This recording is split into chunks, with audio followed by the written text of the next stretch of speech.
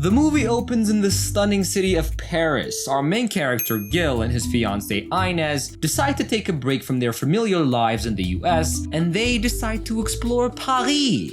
Gil finds himself falling deeply in love with the city. Over a lunch with Inez's parents, he expresses his desire to shift his life to Paris permanently. And furthermore, he voices his wildest wish to live in the golden age of artistry, the 1920s. Gil's love for art makes this era incredibly appealing to him.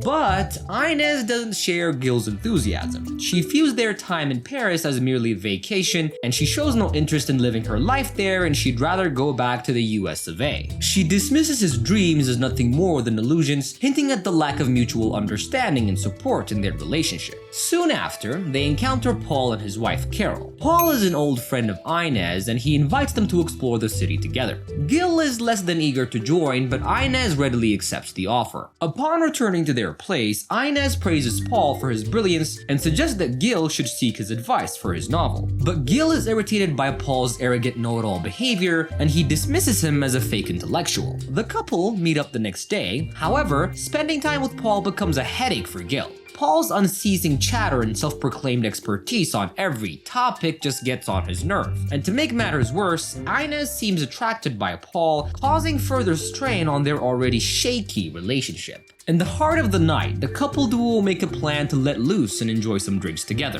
However, having had enough of Paul's boastful behavior, Gil decides to take a break from the group, and he finds himself wandering alone through the city as the clock strikes midnight. And suddenly, a beautiful car from the early 1900s pulls up next to him. Its occupants, dressed in clothes that echo the same era, invite him to hop in. After some moments of doubt, Gil decides to join the group and he jumps into the car. And soon they arrive at a lively party, and here he encounters several famed figures from the 1920s, including the celebrated American author Scott Fitzgerald and his equally talented wife Zelda Fitzgerald, and the renowned composer Cole Porter. And for Gil, who idolizes the 1920s artistic scene, this is his dream come true. But even though he was around all these people, he finds it very difficult to shake off the disbelief. Seeking a change in his surroundings, Zelda, Scott, and Gil decide to explore other venues. They head to a cafe where Gil had a chance to meet the prominent American novelist Ernest Hemingway. Gil seizes the opportunity to ask Hemingway if he could read his novel, but Hemingway advises against it and insists that a writer should never let another writer critique his work. And instead, Hemingway agrees to pass his novel to Gertrude Stein, a well-respected American author from that era. Overjoyed by Hemingway's proposition, Gil rushes to the cafe to retrieve his novel from the hotel. However, in his hurry, he realizes that they forgot to decide on a meeting spot, and he returns to the building where he left, but he's surprised to find a laundry where the cafe had been, signaling his unexpected return to the present. This leaves Gil confused and obviously sad, craving for another chance to journey back to the past that he loves so much. As morning comes, Inez shares her exciting fun stories from the previous night, and meanwhile, Gil remains in a dreamy state, unable to fully process the strange experience that he had. He tries to share his unbelievable time travel adventure to Inez, but she dismisses it as fantasy. But determined, Gil seeks to prove his extraordinary journey. Wait, hold on. Did you subscribe to our channel? Come on guys, you're here, you're watching the video, help us out by hitting the subscribe button, as it really helps out me and my team to make more videos for you guys. And now, let's get back to the recap. He takes his novel and leads Inez to the exact spot where he was picked up the night before, hoping to demonstrate that his time travel tale was real. But as time wears on with no sign of the mysterious car, Inez grows impatient and she eventually leaves, but Gil stands his ground. His patience finally pays off when midnight rolls around and the familiar vintage car pulls up, this time carrying none other than Hemingway himself. The car transports them to their destination, where Gil meets with the distinguished Gertrude Stein, Pablo Picasso, and his very attractive lover, Adriana. Gertrude lives up to her promise and begins to read Gil's novel. Adriana is captivated from the beginning, and Gertrude pleads to review the entire book later. Left alone with Adriana, Gil seizes the opportunity to share their mutual adoration for art. Adriana opens up about her past relationships with famous artists and her struggles with Picasso's complicated personality. As Gil reveals his dreams of moving to Paris, Adriana encourages him to pursue it. Upon his return to the present, Gil finds himself constantly remembering his encounter with the celebrated figures. But it was Adriana who truly captures his thoughts. The following day, Gil accompanies Inez and her mother on a shopping roll. His attention is caught by a store playing old music. and inside he meets Gabrielle, who also harbors a deep appreciation for the past. It seems like Gil is on a search to find like-minded souls who share his fascination with the old times. From that point forward, Gil cultivates a routine of nightly time-traveling trips to the past, offering Inez the excuse that his midnight walks are fueling his inspiration and aiding his writing. Inez, however, seems indifferent and decides to spend her nights with Paul instead. And this weird pattern of Gil's late-night disappearances raises suspicion in Inez's parents. Her dad decides to hire a PI to shadow Gil's nightly ventures so he knows about what Gil does during the nighttime. Meanwhile, Gil's bond with Adriana intensifies with each shared night, especially after her breakup with Picasso. But upon learning of Gil's engagement, Adriana exhibits a mixture of surprise and disappointment. As Gil attempts to describe his relationship with Inez, it becomes increasingly clear to both of them that he and Inez share little in common. But finding out that he's engaged really upsets Adriana and she leaves. The next morning, Gil tries to initiate intimacy with Inez, but Inez was too busy thinking about her meeting with Paul. She couldn't wait to see Paul and her excitement was easy to notice. But during one of his trips to the 1920s, Gertrude drops a bombshell telling him that Adriana has departed for Africa with Hemingway. And soon after, Gertrude also shares her critique of Gil's novel. Although she recognizes the potency of certain ideas in his work, she urges him to let go of his negative attitude, and her straightforward and honest advice leaves Gil with a lot to think about.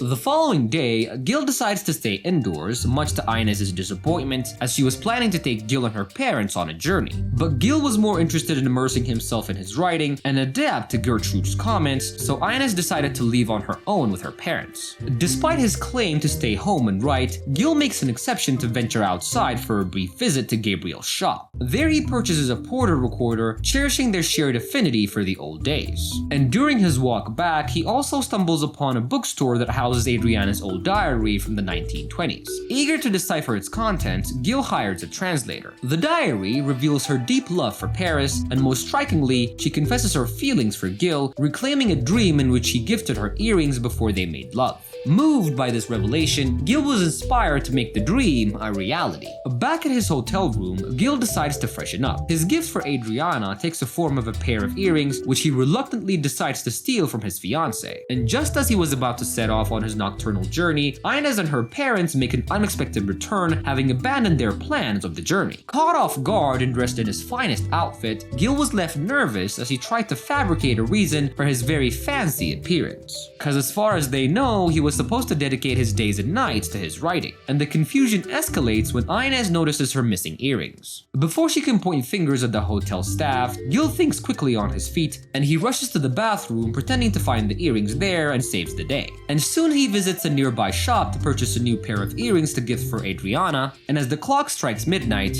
Gil takes his revised novel to Gertrude, curious to learn about Adriana's whereabouts. Gertrude points him in the right direction, telling him about a party where Adriana could be.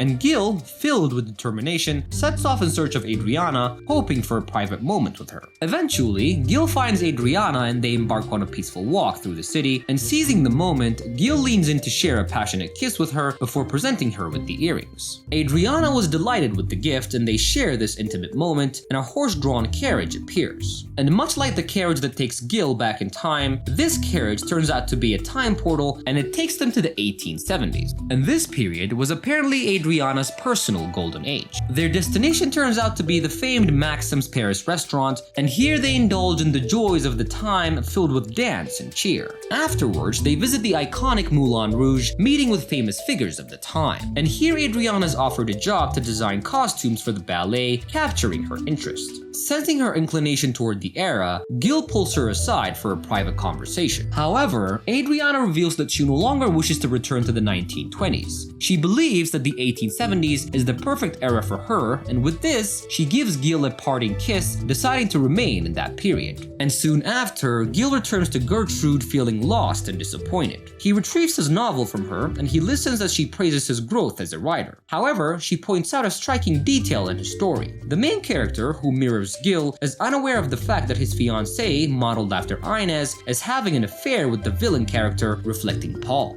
This observation triggers a realization in Gil, shedding light on his own personal situation. The next morning, Gil decides to face Inez head-on about the affair he suspects that she's having. At the start of their conversation, she strongly denies any wrongdoing and acts as though she's innocent. But Gil doesn't back down, and he holds his own beliefs that something isn't right, and he pushes her further to admit the truth. And finally, Inez confesses that she was disloyal to Gil. And with this confession, Gil finally realizes that he's not really a good match for Inez. They're really different people, and she's not really attracted to him the way she's attracted to Paul. So he breaks off the engagement, and he decides not to return to the US. And as he was making his exit, her parents, mostly her father, reveals a suspicion about Gil's late night walks, stating that the detective that he hired had reported that Gil was getting into an unmarked car every night.